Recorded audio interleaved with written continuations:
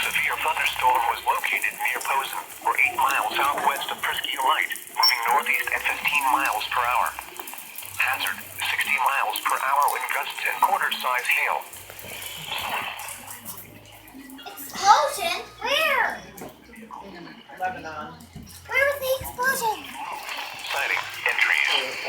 Locations impacted include Presqu'île Light, Presqu'île, Posen, and Thompson's Harbor State Park.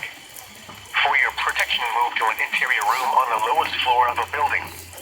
Repeating, a severe thunderstorm warning has been issued until 7 p.m. for the following county, Presqu'île, Michigan.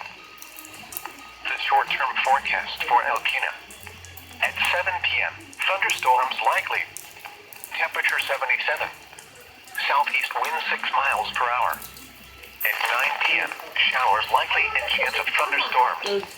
Temperature 75. Northwest wind 6 miles per hour. At 11 p.m., mostly cloudy, chance of showers and slight chance of thunderstorms. Temperature 71. Light winds. Jeez. Showers and slight chance of thunderstorms.